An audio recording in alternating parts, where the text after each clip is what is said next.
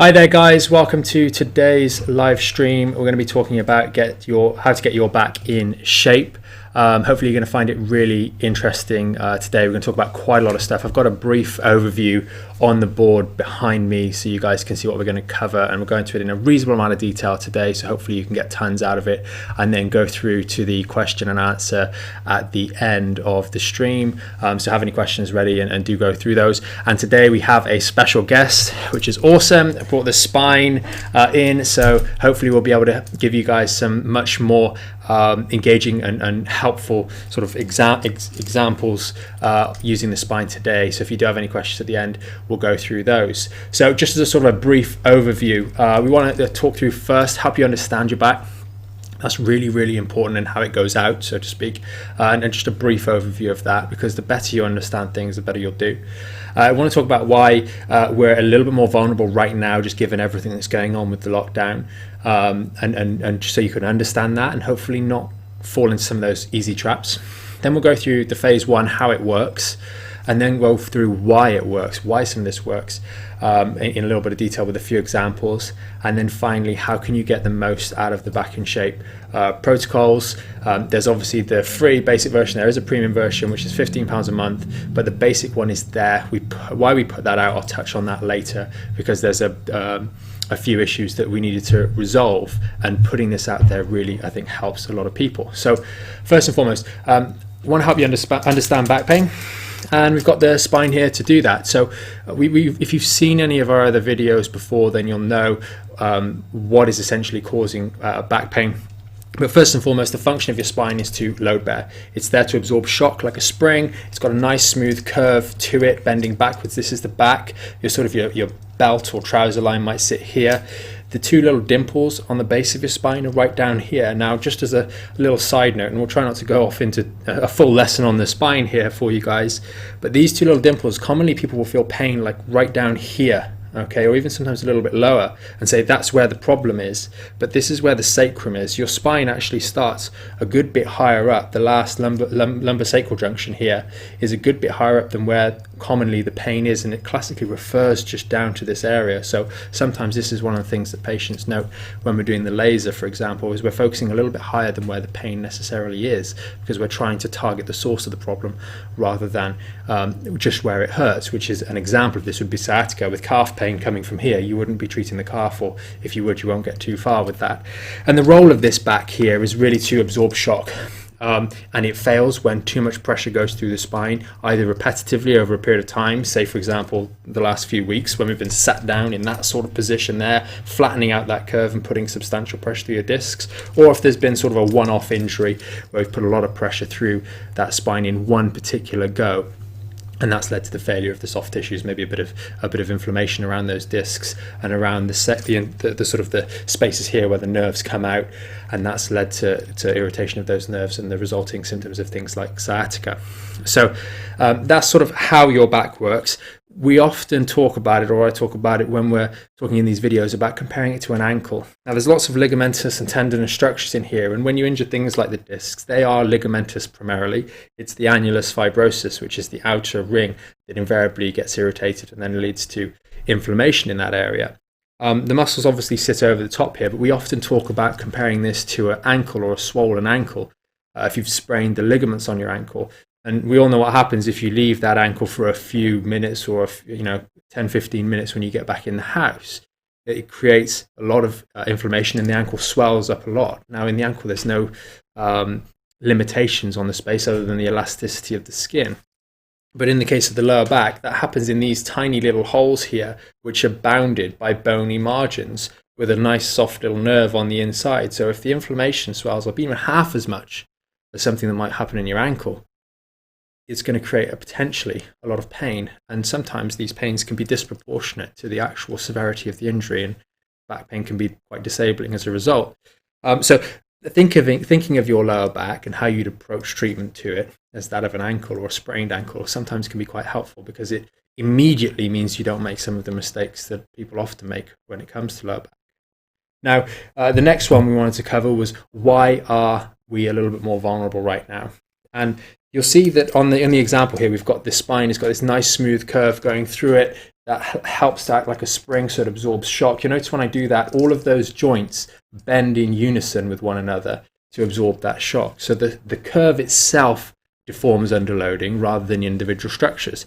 But nowadays we're spending a lot of time sat down, and as we sit on our bum here, we tend to sit in that sort of position, quite slouched. And you see what that does to the spine. It really opens out these spaces on the back here and it shifts a lot of the pressure onto the front of these discs here.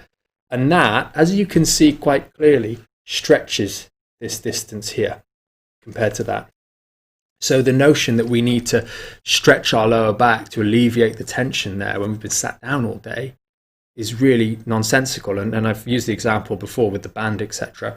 But you can see it on the spine here. You don't need to stretch that anymore. It's already stretched enough.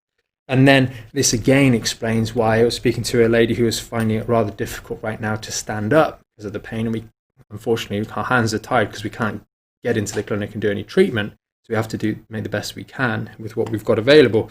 But if you've been sat down for long periods or lying down for long periods with this flattened curve, you'll notice that the hole here becomes larger. It's enlarged, which is why leaning forwards is sometimes relieving.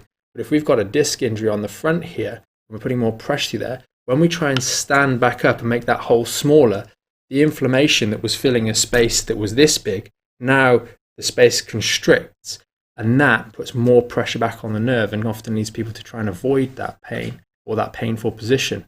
So it can be really, really confusing if you've got back pain. And the things that we're doing on a daily basis at the moment with the prolonged periods of sitting in bad chairs like the one I'm sat on right now because we don't have anything else, sitting on the bed, those sorts of things are posing challenges to people. And the good news is that the challenges aren't going to lead to any severe trauma as long as we're sensible. And if you're watching this video or on the live right now, then you're probably not one of those people that are just going to ignore this anyway. But you've got to be careful because we are working around on our daily basis. Our daily activities are a lot different to what they usually are. Now, the phase one, how that works, well, it's kind of put together to address a number of issues. And you see on the board behind me, we're addressing the core, a core that's not protecting the lumbar spine. We're addressing hips because the hips need to be nice and mobile so they can do the movement so the back doesn't have to do quite as much. We're also talking about the spine itself and actually unloading it, restoring some of this natural curve by doing things like the towel exercise, and then reducing inflammation down here. But it's quite common that the phase one itself is that's the basic and the free part of the membership site, and that's there to help you guys. And I was but via email to someone who was asking about help for their lower back. It was a 4-5, I think it was, disc problem, something like that. Been going on for a long period of time and seeing lots of people and had no success. And I said, look, just go into the free membership area. It's free. Log into there and have a look at the stuff and work your way through that. And then we'll see you as soon as things open. He said, oh, no, I'll just wait until things open. And the problem with that is inside the membership area, there's information that talks about the things you should be avoiding, mistakes that commonly are made. And we've been doing it for long enough to see that patients tend to make the same sort of mistakes time and time again with regards to the way they're using their body. And even the ceasing of those bad activities for your lower back, that excessive roundedness, and a different understanding of the way in which your spine works can really, really help with that recovery process. So even if you're feeling a bit concerned about the exercises, which are very, very safe, they're chosen specifically, at least the information in there can help you. And at the moment, again, a different email from a prospective patient, they've been told by their GP, go and look up stuff online to help your back because we can't see you right now. And that's really putting a patient into a minefield, because how do you know what advice is right for you and right now? There's lots of different stuff out there on the internet, and you need to understand that what you're doing is appropriate for you. So again, that's why we've got the membership area that consolidates all that information to something that's useful for you to use and that actually makes sense and gives you the education around it, rather than just go and do this exercise 5 times and you'll be okay. You need to understand your back, and that's really a really important part. And at the moment, especially here in the UK, the NHS doesn't have the facilities to help people, and helping doing the right things in the short term when you've got back pain is really very, very important to stopping it getting substantially worse. So that's really important. Now, why does it work in of itself? Why do these protocols work? And we had a lady on the live stream, was it the other day, who even commented in the live stream on Facebook saying how the exercise has been helping her so far, which is awesome. But they one of the reasons they help, unfortunately, is that it runs contrary to common thought. And a lot of times people will go and see their GP or whoever, and it says, oh, it's a muscle spasm, do X, Y, Z. Well, if you believe it's a muscle spasm and you're working towards those principles, then you're going to recommend very different exercises to that which we would recommend, and they're in things like the phase 1 of the membership site. So it's no wonder those things don't work, and this is the things that we recommend are very different to those, because we understand that there is muscle spasm involved in a back problem, but in order to get it back in shape, get it working again, we need to do the right sort of things rather than pandering to the whims of muscle spasm, which can be quite noticeable and painful for the patient, but actually quite distracting because it detracts from the things that we need to focus on, and that's really important. And finally, we are, not to toot our own horn, but we are a specialist clinic. The whole clinic, all of the treatment therapies are geared up towards treating back pain. Everything that we've got is chosen specifically for the reason that it helps the patient that has back pain dealing with the underlying problem. The rehabilitation, the analysis, all those things fit together. We're dealing with that on a daily basis. Lots of clinics will call themselves, we do sports, we do backs, etc. But the clinic itself is reasonably generalist. There's just an interest in that. Whereas our whole clinic, everything we do for every patient is geared up towards dealing with back and neck, the spine itself, this thing, just here. And that's why we have this different approach with patients. That's why we have these things that work that are maybe contrary to more generalist approaches. So that's really, really important. And that's sort of a key difference between what we're doing normally and why some of this information might well be different. And I've had patients in the past saying, one pops out, you might be watching this now or later today, to say that he was shocked that everything we were saying was different to the numerous people that he'd seen over the years. It was do this, not that. And it was almost black and white opposite of what he'd been recommended in the past. But I remember saying to him numerous times over, but those things didn't work. And this does, and it is, and he is now substantially better than what he was before, much to his surprise, which is always a good thing. It's fantastic. It's sad that we get the wrong information for long periods of time, but this stuff works. It's really important, and again, it's slow and steady, and it'll help you in a very, very safe way. So that's pretty much it for that. The last thing I wanted to cover was just the membership site and how you can really get the most out of it. I'll just briefly prop it up on the screen here now so you can see that there.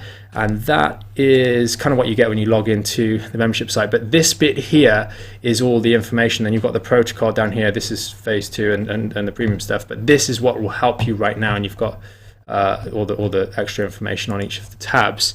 But that's there to help you. And that first section of material is the thing that people often skip. And that's getting an understanding for your own body. It's your body. You need to understand how it works in a general way. You don't need to be able to sit on here and talk to people about how it works for hours on end, but you do need to understand how your body works. And that at least gives you some of that baseline understanding so you can make the right decisions right now and not make the wrong decisions in the future, and then go on to the exercises in your own pace and start working through those with all the videos, etc., to help support you so you understand exactly what you're doing. That is pretty much it. I'll run through sort of one last review of everything we've been through today. But ultimately, we want to understand that the back is a structure that should have a natural backward bend in it. It's got a nice smooth curve so everything can be supported and effective. And it gets injured when excessive load, either a one-off period or multiple repetitive stresses, which is more common, especially right now, start to create an environment where you can't heal the damage that's being caused on a daily basis, and that creates inflammation and possibly irritates these little nerves down here, which go down the leg, giving you things like sciatica. Right now, we're spending a lot of time sat down where we're reducing this curve, flattening it out, and that's putting more pressure on the discs in particular, but also stressing and straining those muscles, and commonly will be misinterpreted as muscle tightness that needs further stretching when in fact they've had more than enough stretching themselves. If you use the membership site correctly, it's going to work on strengthening up that midsection, that core, to provide more stability for your back, to protect it in the short to medium term. It's going to help flexing out these hips so these hips work a little bit better so they can do the bending rather than your back, and that keeps your spine in a nice neutral position, with some additional exercises to decompress and unload this section of the spine down here. And then what we do, why it works. It is contrary quite often, and patients and people say this, subscribers and members say this all the time, that it is contrary to things they've been taught in the past, but it does work. And I've even had a few virtual consultations this week where I've been talking to people about doing things that they haven't done before, and getting some really positive feedback. So that's awesome. And then finally, don't skip some of the lessons. If you do join the membership site and you get involved and you're learning some stuff on that, don't just jump straight to the exercises. They're not going to go anywhere. They're always going to be there. You can log back in. Again, this phase 1 protocol is there to help people, because telling people to just go home because we can't see them at the GP and look up stuff on their own is not helpful. And at least here you have that first port of call to help you make sure you're doing the right things to get you back in shape afterwards. So don't skip the lessons. The exercises are there, they'll help you, but get the most out of the membership site, because that's why we spent ages putting it together to help you. So that's pretty much it for that. Have you got any questions, Lara? Yes, we do. Just very briefly, the link to sign up. It is free to sign up to the basic version of the Back in Shape, which includes everything that Mike has just mentioned. The link for that is in the description, both on Facebook and on YouTube, and on Instagram. It will be in the bio after this. Yeah, so if you guys didn't catch that, the link will be in the description. Again, that basic bit that I just covered through for you guys. If you have any back pain now, or know anyone that does, it will help them. Go in there. It's free to sign up to. It's free, period. There's additional stuff in there, but that's separate. But at least the help you need right now is there, and it's free for you to use. Awesome. Also, you might just want to tell them that there is the link to the store page as well. Okay. Just for the bio freeze. And there are things like BioFreeze. There's links to that in the store as well. At this time, if people can't get a hold of it, they can from our online store, which we've just opened up. Okay. So first question was from Tom on YouTube. This was about setting up the car seat. Yes, setting up the car seat. I think getting in and out of the car as well. Yes. Do you want to just bring that up on YouTube? Just double check the exact wording on my WhatsApp. Whilst I do that, another question: is cracking my back myself bad, even if it gives me relief? As a general rule of thumb, I'll explain why. What normally happens is, let's just take a random part, but this is applicable for anything. These ones here aren't moving, the ones my hands are on. And then what you're doing is you're twisting until this one here kind of goes pop. Okay. What's normally happening is these are stiff and not working properly. And when you do, it's a Unilever manipulation.